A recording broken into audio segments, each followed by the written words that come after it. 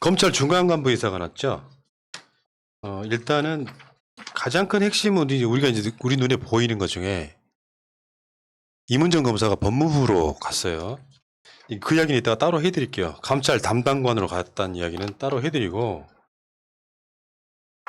박범계 장관을 뽑은 가치가 느껴지는 연이은 두 번의 인사입니다. 여론이 눈치 안 봐요.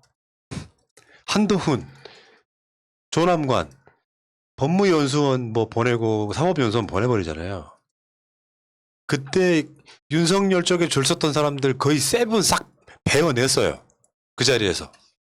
그게 고위급 인사였었고, 중앙 간부급 인사도 보면 윤석열 밑에서 일했던 사람들 상당 부분 쳐냈어요. 근데 조선일보가 보기에는 그게 편파적인 인사일지 모르겠는데, 윤석열 위에서 지금 윤석열 대선 후보를 만든 새끼들, 오히려 편파 수사했던 놈들을 쳐내는 작업이다. 연 두 번의 이은 인사를 보니까 박범계 인사랄까 뚝심이 대단하다. 박범계 까방권 한 장 드립니다. 제가 색깔 좀 이렇게 다른 색깔로 표시해 놓은 사람 있죠. 양석조. 양석조가 예전에 심재철 당시 대검 반부패 강력부장한테 네가 검사냐 어쩌고저쩌고 막 그 장례식장에서 장례식장에서 항의했던 바로 그 인간인데, 대전 고검에 있었어요. 이미 이게 추미애 장관 때 인사가 돼가지고 고검에 검사하면은 수사 같은 거 안 하는 자리거든요. 있었는데 대전 고검 인권보호관으로 가장 인권을 안 지켰을 것 같은 자리에 인권보호관으로 딱 보내드리잖아요. 벽면 보고 수행하라는 소리예요, 그게. 이분의 인권을 보호하는 거죠, 지금. 지금 그 이규영 검사 있죠. 김학의 관련해서 불법했다고 지금 재판받고 있는 이규영 검사가 승진했습니다. 부부장으로.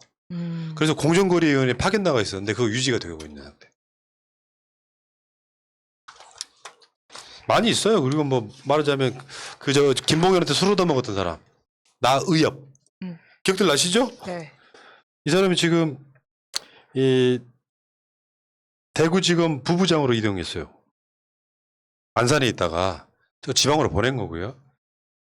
그 다음에 한명숙 총리 때 우리가 이야기했던 바로 그 검사, 우리가 이름 아는 검사들이 많다는 게 그만 골 때리는 건데, 한명숙 총리 때 모해 위증 의혹을 받아가지고 이걸 재수사하느냐 마느냐 막 했던 바로 그 유명한 엄희준.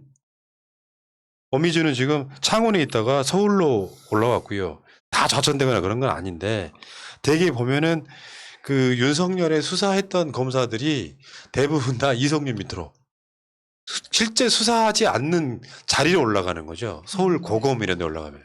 이성윤이 황금보장을 딱 쥐고 있는 상태의 그런 느낌이 좀 있어요. 야, 출퇴근할 때마다 볼만하겠다. 얘들 수사는 안 시키는데 이성윤 밑으로 딱 모아놓는 거 있잖아요. 딴짓 못하게. 그러니까 이런 검사들은 왜 이런 인사가 필요하냐면요. 윤석열에 유리한 수사를 할 수가 있잖아요. 윤석열 라인의 검사들이 현직 수사 부서에 있으면 대선에 영향을 줘버린단 말이야. 그 빼내는 거예요. 정치 검사질 하지 말라고 보호해 주는 겁니다. 반대로 말하면. 제가 그걸 이야기하려고 했는데, 이 검사들이 윤석열 진짜 원망스러울 거예요. 윤석열이 이렇게 대선 카드를 만지작 해버렸기 때문에 이 사람들은 이렇게 약간 좀 좌천성 인사를 당하는 거거든요. 아, 내가 저 형 밑에 줄 서 있으면 잘 나갈 줄 알고 섰는데 엿된 거야.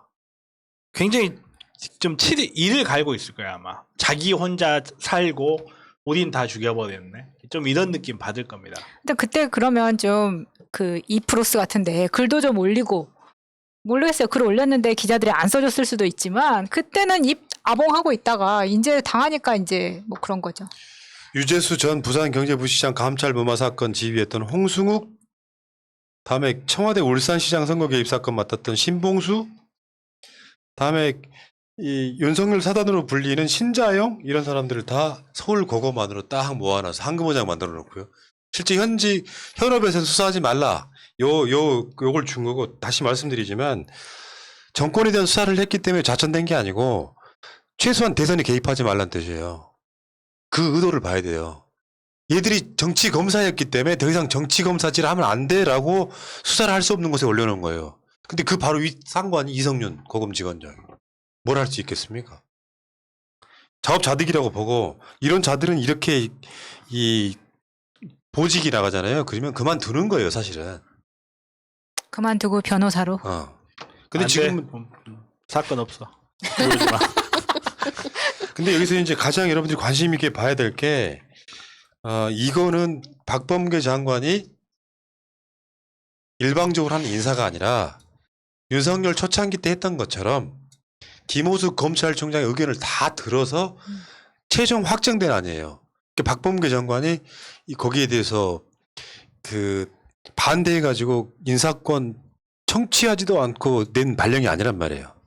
김호수 검찰총장의 입장을 대부분 들어준 케이스에 가까워서 저번에 말했잖아요.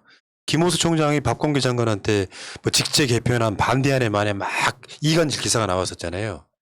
그럴 때 박범계 장관이 그걸 들어줍니다.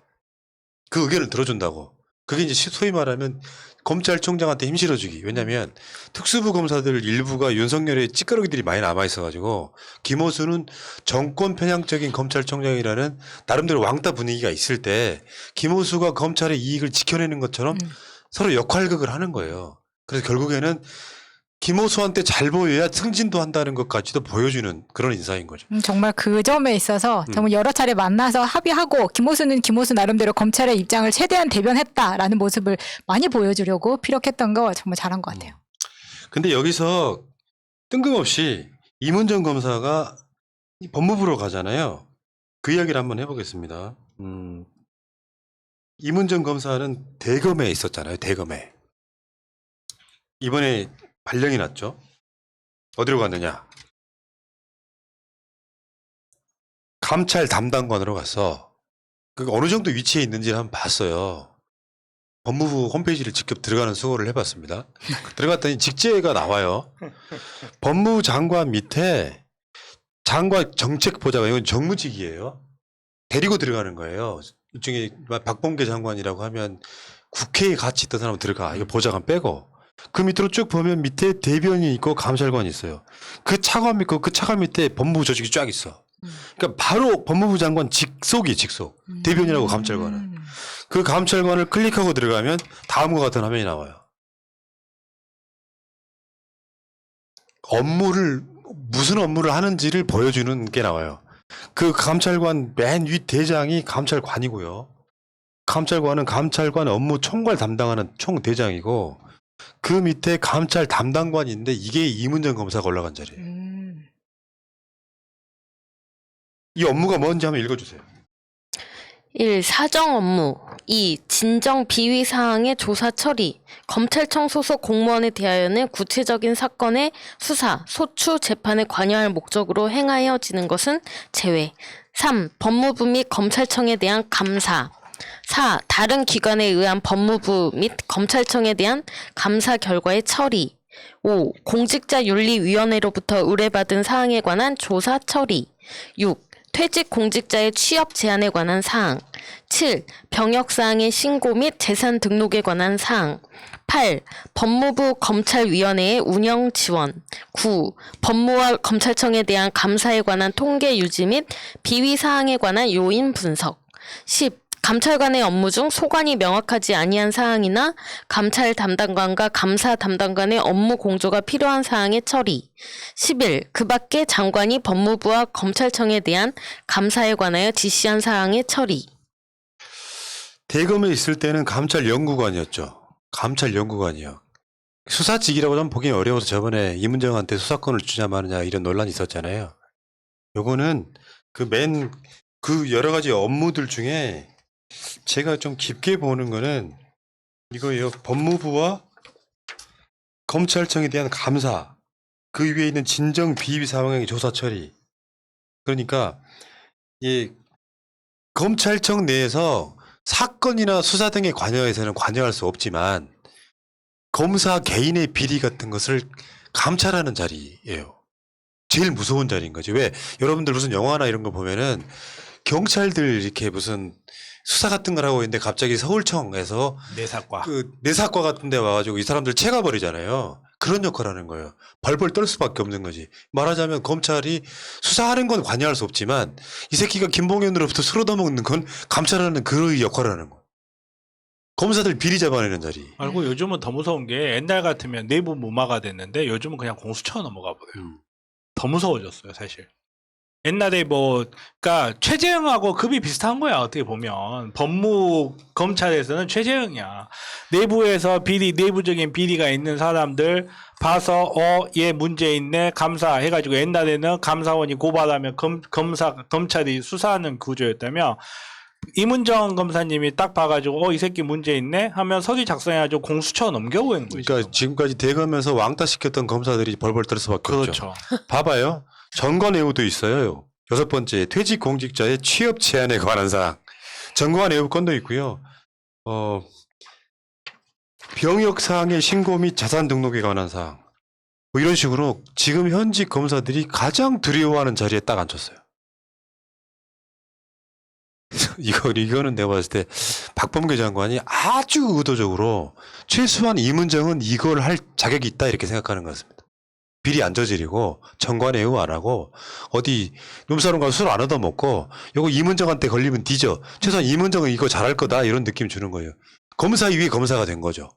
이제 선배 검사라고 해서 이문정한테 함부로 하거나 찍어 누르거나 윤석열처럼 그렇게 하지 못한다는 거죠. 그리고 오히려 찍어 눌렀던 윤석열 때문에 이문정 검사의 자리가 이만큼 올라갈 수 있었던. 아니, 사람이라는 게요. 하루아침에 바뀌지 않아요. 옛날 분위기 그대로 생각해가지고 찍어 누르려고 하다가 쌍코피 터진 놈 한 놈 나와야 그 뒤부터 이제 못 찍어 누릅니다. 그러니까 본보기로 한번 크게 보여줘야 돼. 그러니까 검찰한테 이문정은 얼마나 눈에 가시 같겠냐고요. 그러니까 되게 힘들다 그랬잖아요. 혼자 왕따 당하고 막 이래가지고. 눈에 가시도 아니고 눈 안에 가시죠. 진짜. 엘리베이터를 타면 벌레 보듯이 본다. 뭐 이런 이야기가 있었잖아요. 볼레야 볼레 이러면서. 그냥 모르는 거야. 이문정은 한결같았기 때문에 그래요. 그렇죠. 최소한 검찰에 대해서 검찰이 잘못하고 있는 부분들에 대해서 끊임없이 내부 고발을 했던 사람이거든요. 말도 안 되는 짓거리들을 해왔고 그걸 주로 주도하는 게 특수통 애들이었고 그렇다 보니까 이문정이 윤석열 등과의 대척점에 섰던 부분이 있었고 아마 대검에서 윤석열 물러나기 전에도 상당 부분 그냥 배척 당했을 거예요. 그 자리에 임무를 거의 주재하는 형식으로 마치 한동훈이 사법연수원 가는 느낌이었을 거라고 난 생각이 들거든요. 그래서 저번에 한번 이문정 검사한테 수사권 안 줘가지고 그 한명숙 총리 사건에 관련해서 수사를 어미준 예를 하려고 했더니 수사권이 없어가지고 야, 또 수사권도 없는 애가 왜 날 조사하려고 그래? 그러니까 아예 그냥 무시해버리는 그런 상황인 거거든요. 그런 상황에 얼마나 억울함이 컸겠냐고요. 이제 본인이 왜 그런 일을 당했는지 감사하시는 거죠. 그러니까 어미준 다시 들어와 이거죠. 이제 입장이 바뀌었다. 이게 되게 뭐라 해야 될까? 정말 와신 상담이죠. 어떻게 보면 이거야말로 내가 진짜 윤석열 밑에서 이 순환을 당하더라도 좀만 버티면 나한테도 나의 시대가 온다고 버틴 거죠. 근데 이게 이제 와신 상담 끝에 나중에 중앙지검장이 되면 금이 환영이 되겠죠. 오. 그렇죠. 그러니까 최초의 여성 중앙지검장, 최초의 검찰총장 될 수도 있어요. 오. 이문정 검사는 변하지 마시라.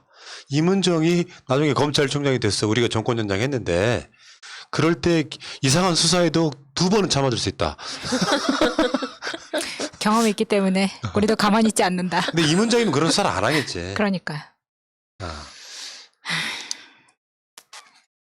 야, 그 쓸데없이 윤석열한테 환호했다가 지금도 민망하고 우리 시청자 여러분께 죄송하고 그러나 다시 한번 우리가 뇌실드를 치면 문 대통령이 임명한 인사에 대해서 반대할 수 있었어요, 우리가? 아니, 그때 당시에는 그때는 정말 누구나 아무도 다 생각 그랬어요. 못했죠. 저도 마찬가지로 뉴스타파 보면서 마음속 한켠으로는 저도 그게 법조인이니까 마음속 한켠 조금 이상하긴 한데 그래도 설마 우리 누구야 이름도 생각 안 나 갑자기 윤석열이 그럴 리가 없다 우진이랑 그랬을 리가 없다라고 믿으면서 뉴스타파를 비난할 때도 있었어요. 저도 마찬가지였고 저도 그때 당시에 그 푸나님이 남모지 하면서 그 이야기 할 때 저도 정말 이 윤석열이 우리 쪽을 먼저 하는 거는 이게 명분 쌓길 거다 이런 부질없는 생각을 하면서 기대를 가지고 바라보는 시간이 있었죠. 우리도. 그러니까 어떻게 보면 그런 과정을 거치면서 우리도 한 단계가 성숙해지는 거고 정말로 머리 검은 짐승은 믿는 게 아니구나 이런 그 소중한 교훈을 얻는 교훈이 거고. 있었죠. 아니 뭐 우리도 패널 뽑고 하는데 쉽게 그렇게 되는 거 아니거든요. 나 쉽게 된 것 같은데. 근데 그거랑 관련해 갖고 이제 윤석열의 제 1호 참모라고 하는 장해찬이 조폭의 자서전 작가로 활동해서 지금 논란이 되고 있습니다. 아유, 이런 깜찍한 경력이 있을 줄 몰랐습니다. 어. 이름하여 묘제. 이게 우리 성렬이 형의 그 넓은 품, 나의 적도 안아준다. 적은 가까이, 아니 친구는 가까이, 적은 더 가까이. 조폭들과도 함께할 수 있는 이 넓은 품을 보고 그렇게 비난해야 되겠습니까? 아니, 솔직히 말하면 검찰은 조폭이 아니고 뭐냐. 그러니까 그렇죠. 딱 맞는데 왜 깜짝 놀래고. 봐봐. 검찰력은 조직이 있죠. 조폭이 조직폭력배 준말이거든. 그리고 검찰이 조국 장관 된 했던 것은 국가폭력이지 조직폭력이에요. 그것도. 맞아요. 조폭 이야기예요. 맞아요. 정확하게 일치해요. 다만 얘들이 공무원일 뿐이야. 어. 특수부 검사들이 만드는 조직폭력인데 그 장해찬이 뭐 조직폭력배 조창조 뭐 회장? 이 사람의 자서전을 써줬다 그래서 뭐가 다르니? 조폭 전문가가 조폭 뭐 참모로 활동하는 게 뭐가 이상해 이 새끼들아? 네, 자서전을 쓴 게 아니고 이제 조폭의 그 운영 실태를 확인하러 갔겠죠. 정말 이렇게 조폭이라는 말, 조폭과 검찰의 차이점은 딱 하나밖에 없단 말이 있어요. 일제 단속 기간이 있다 없다. 정말로 옛날부터 있던 말이에요, 그게. 그래도 조폭은 일제 단속 기간에도 오면 숨죽이고 가만히라도 있는데 검찰은 그러지도 않는다. 1980년대부터 있던 이야기예요. 윤석열이 출마 선언하는데 장해찬이가 사회 볼 거다라고 하는 썰이 가장 유력하고요. 그리고 윤석열이 윤주경한테 전화를 합니다. 윤봉길 기념관에서 출마 선언하는데 와주실 거죠 해가지고 윤주경이 할아버지 이야기인데 안 갈 수가 없고 참석하기로 했답니다. 참 골 때리는 나라예요 정말. 정말 너무 그 후손 때문에 진짜 마음 돌아가시고. 윤주경은 이거 그 독립기념관장 논란 때 우리 세력과 완전히 등을 지는데요. 실제로는 지금 친일파 정당에 들어가서 지금 비례대표로 활동하고 있는데 윤석열 같은 놈이 윤봉길 의사 기념관에서 출마 선언하는 게 되게 화가 나는 게 민족문제연구소 방송을 하고 있는 입장에서요.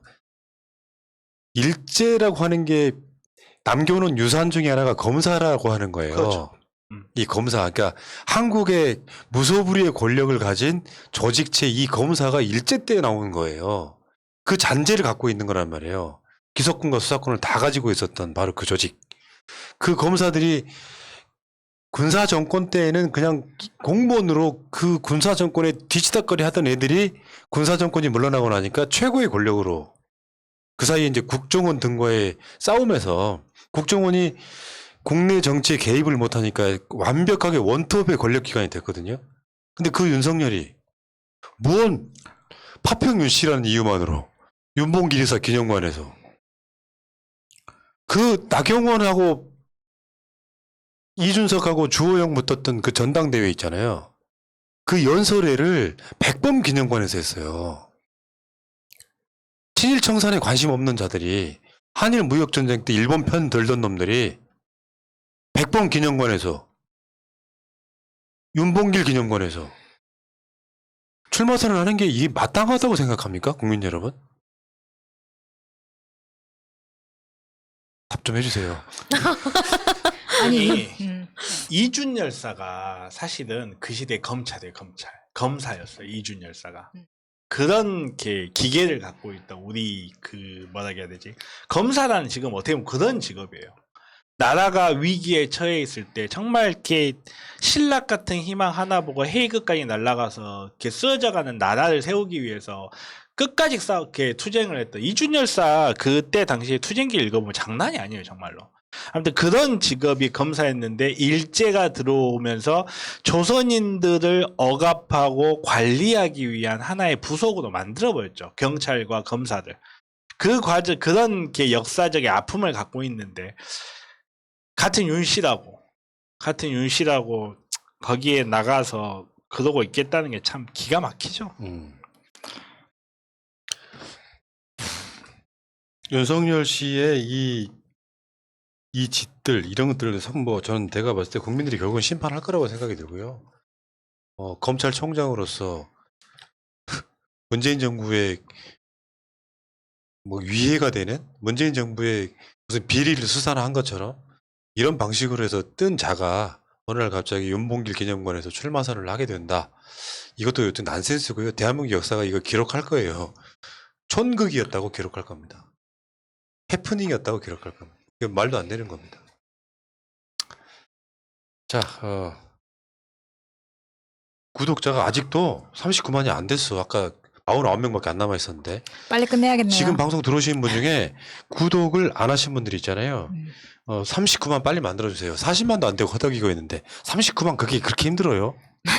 아니, 잠깐만요. 제가 지금 수입료가 얼마짜리 변호사인데 지금 40만이 안 되는데 와서 방송을 하는 거예요. 그런 이야기 하면 또 구독 떨어져 나가. 구독은 무조건 굽신굽신이야. 제가 이렇게 열심히 하고 있습니다. 제가 이렇게 열심히 하고 있습니다. 구독 좀 해주시고요. 진짜로 진짜. 구독 좀 주시오. 네, 아들, 손자, 며느리 핸드폰으로 구독 좀 해주시고요. 대한민국 사회에서 우리처럼 방송을 많이 하는 채널은 없습니다.